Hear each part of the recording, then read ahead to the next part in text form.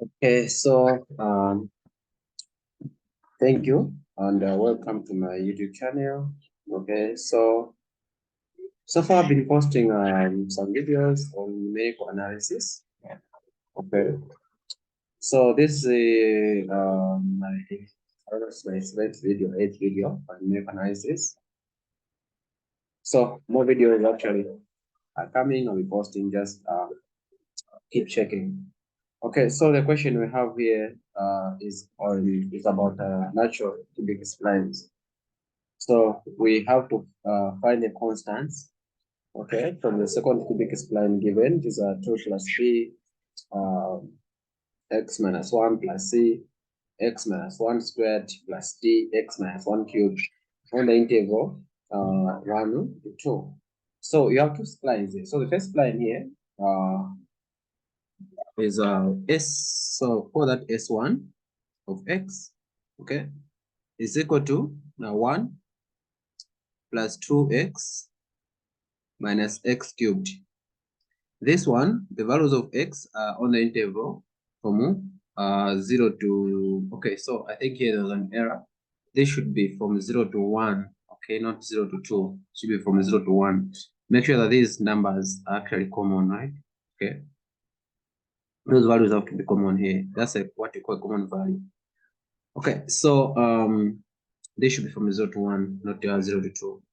Okay, so that spline is on the interval from 0 to 1, and then another spline is S2 of x is equal to 2 plus b x minus 1 plus c x minus 1 squared plus d x minus 1 cubed. This one is on the interval from 1 to 2. Okay, so the whole interval is from 0 to 2. So according to the way it is presented in the question there, those are the values of x. We don't have the values of y, of course. Okay, so for us to solve this problem, we need to remember the properties of what? Splines, the properties we use for us to evaluate splines. Okay, so let me just remind you a few of them. So the first property, okay, is that so since you have 2 points, let me just first show this graphically before you dive into that. So you have 2 points. So this, let's say, is a y-axis, this is x-axis. Okay, this x-axis, this is y-axis. So we have 3 values of x. You have x at x equal to 0, x equal to 1, and at x equal to 2. Okay, so for the first spline, one interpolates values of x between 0 and 1. Okay, so if you notice in the first spline, if you plug in x is equal to 0, you are going to end up with what? 1, right? So the first spline at x equal to 0 starts at what? 1. Okay. And then the next one is at x equal to, next point. And then another, so next x equal to 1, another point is at x equal to 2. Okay, so these are the values, right? This is x equal to 1 here, x equal to 2 there. Okay, so this is the interval that is given from 0, from x equal to 0 to x equal to 2. So we need to join these. Okay, so the first spline here, I'll call this S1. Another spline starting from 1 to 2. So I'll name this S1. Okay, this I'll give it the name S1. So this is S1, which is in the interval from 0 to 1. And then this one, I'll name it S2. Okay, this on the interval from 1 to 2. So this is S2 of x. Okay, so now if you notice, on those intervals, okay, on the common interval here, you notice that S1 of x and S2 of x at that common value of x, they have the same common value of 1. Okay, so you need to know that. Okay, so that's another property we're going to look at as well. So now let me start with the property number 1. Okay, so property number 1 is that if we evaluate S1 at this value here, so this value here at this point is called x0, the next is x1, the last one is x2, right? Okay, so if we evaluate s1 at the point x0, okay, it must give you the output at that point. The output, I mean the value of y at that point, right? If you plug in the value of x in the first point, spline there, it must give you the value of y at the same point. So this means that it must give you the output evaluated at what? X naught. Okay. So for instance, if let's say the y is here, right? Our x naught in this case is 0. Okay. So if you plug in 0 here, we are getting the output of 1 in this first spline there. So that output of 1 is what we call fx naught. Okay. F of x naught. Okay. So similarly, also the same S1 evaluated at the next point is x1. It must also give you the output, which is what? F of x1. Okay. So in this case, what I'm trying to say here is that if you are to evaluate S1 at this endpoint here of it, okay, you plug in the value of x1, okay, which is 1 in this case. It must give you the output, which is the value of y at that point, right? So what is our x1 in this case? Our x1 is simply equal to what? Is equal to 1. So if you plug in x1 here in the first spline, you notice that I'll get a 1 plus 2 minus 1, which is just a 2. So this means that this value here is what? 2. Okay. So that's it. That's 4 for S1, right? Okay, because that S1 just joins between x0 and x1. Now, if you look at S2, okay, S2 also for S2, you notice that if you plug in, S2 is joined between x1 and x2, right? So for S2, you plug in S2 of x1, it must give you the output at that point, right? Which is f of x2, okay, at that point. Okay, sorry, not x2, x1. Okay, f of x1 at that point. Okay, similarly, for the endpoint, s of x2, which is the endpoint, must give you what? F of x2 at that point here. Okay, so with this means that what is our x2? Our x2 is equal to 2 to the endpoint. So we're going to plug in that value in the what? In the second spline there. So it must give you our output is what? F of x2 there at that point. Okay, so now those are the first properties. The next property is that since we assume that okay, our curve should be continuous, right? For first and second derivative, it must be continuous for cubic spline. So what you're going to do here is that the derivative of these splines at the common point must be the same. Okay, the first derivative or the slope of these two splines at the common point must be the same. So what I mean here is that if you are to find the derivative of S1, so this will be S1 prime, at the common point, our common point is x1, must be the same as finding the derivative of S2 at the same point. Okay, this is S2 prime. This must be the same.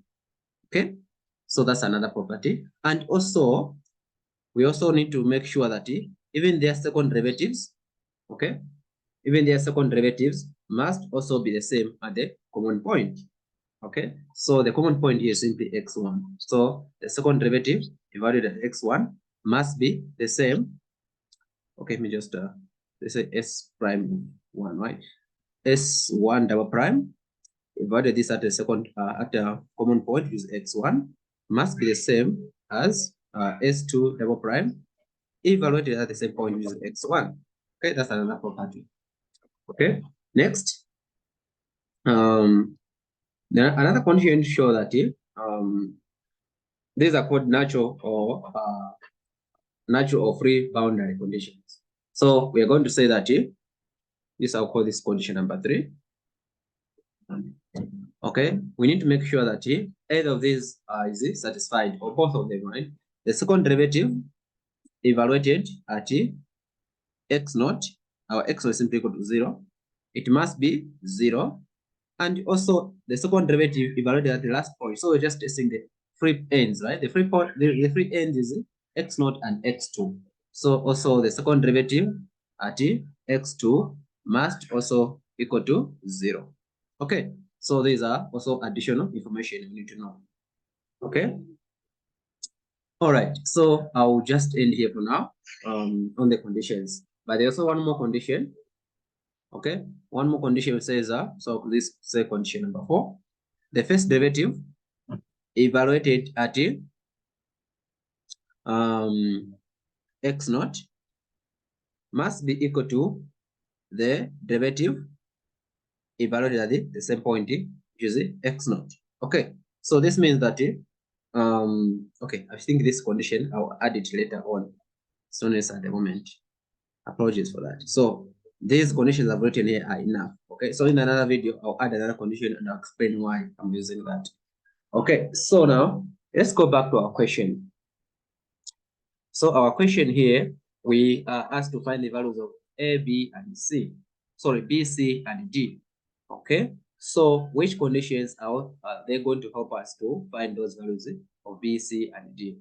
Okay, so let's look at this condition 1. So on 1, we have 4 conditions. Okay, so it says S1 divided by X naught is equal to F of X naught. So let's write our S1 first. So our S1 of X is equal to, okay, let me just open this again, which is 1 plus 2x minus x cubed. 1 plus 2x minus x cubed. So this means that if we are to evaluate this at that point at x naught, and our x naught is simply equal to 0, it must give us the output at that point. So let's plug in what value we have there. So 1 plus 2 times 0 minus 0 to the power 3, right? So this just gives us 1. Okay, it doesn't help us in finding those values of A and B. Okay, similarly, we're saying that if we also evaluate this at the common point, okay, at x1, you just say 1. If you plug in the value of 1 there, 2 times 1, so just give 2 minus 1, this just gives us 2. Okay, so S1 at 1 give us output of 2. All right, now let's go back to let's look at S2 also. So you notice that here, for this condition here, these guys are the same values, right? This means that S1 evaluated at x1, it must be the same as the S2 evaluated at the same point, because you know that you see that the output is the same, right?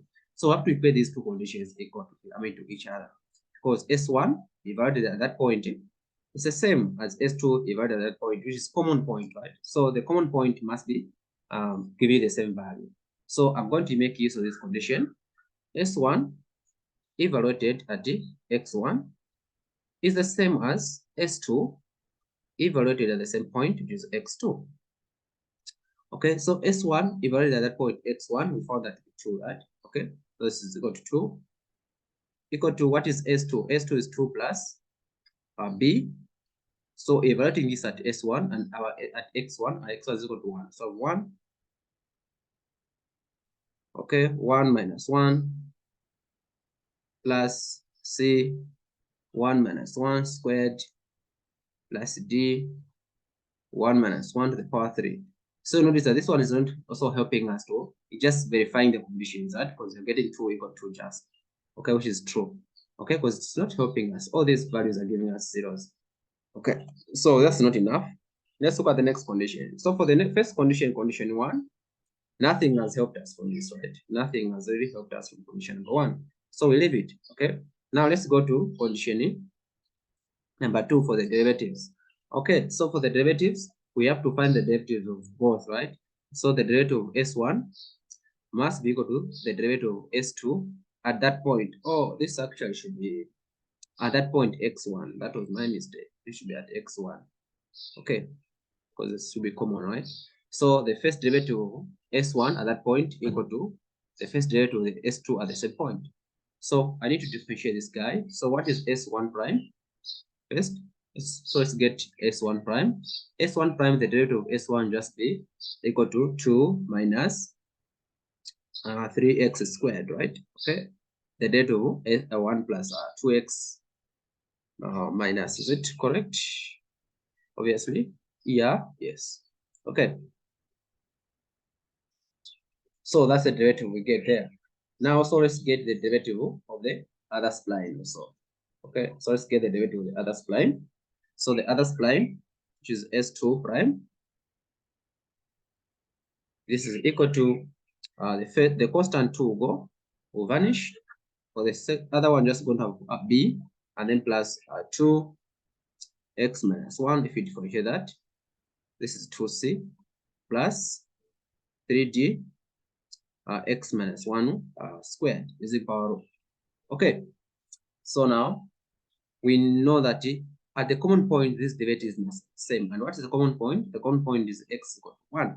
So if you plug in x equal to 1, so 2 minus 3 times 1 squared, it must also be the same for the other one as b plus 2c 1 minus 1 plus 3d 1 minus 1 squared. So this is 2 minus 3, that's just -1 equal to b. So from this, we found that our value of b just equal to -1. So we have found b. So remaining with the c and d. So how do we find c and d? So I've used this condition to find the b. Okay. Now if we are to apply the second derivative also for the same condition at the same common point, let's find out if we can find the other constants as well. So we're going to use the next condition, use what? The second derivative. Because it also involves the common points. Okay, so the second derivative, let's get the second derivative for each. So the second derivative for S1, we are going to differentiate this guy once again. So for this value of b, I'll just keep it. Okay. This value of b, I'll just keep it. So I say b is equal to 1, so I'll keep it there. And then I will erase these other values here. So I need this to have some space. Okay, so I'll erase that. Okay, so let's get the second derivative for each. So s double prime of 1, this is equal to just -6x, right? Okay, and also s double prime of 2, this just be equal to 2c, because b is just a constant, so this will be 2c plus 3, so 3 times 2 is 6, so I'm going to have 6d x minus 1. Okay, now remember that at that point, these guys must be the same, right? It's the second derivative. And what's the common point there? The common point is simply 1. So we're going to evaluate at 1. So -6 times 1 equal to 2c plus 6d. Okay, and then 1 minus 1, right?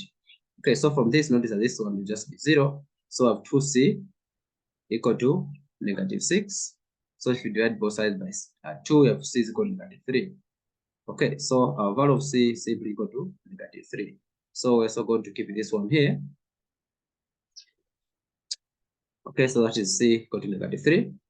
Okay, so let me just clear this space here. All right, so the next thing now we're remaining with one more. Okay, so I'm remaining with d. So for d, which one condition are going to use? So we exhausted these conditions here. So these are done. Let's look at these conditions here. Are they going to give us something here? So if we take the second derivative of s1. Okay, so actually x naught is connected to s1, so that means that taking the derivative of what s1, second derivative must be equal to 0.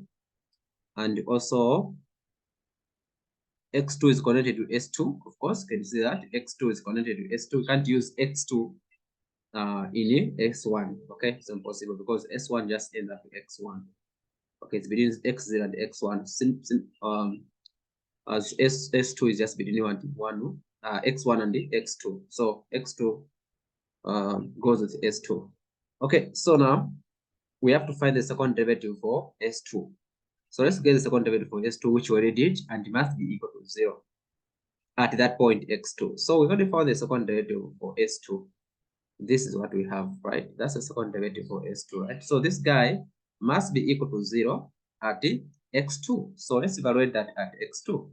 So I have 2c plus 6d x minus 1.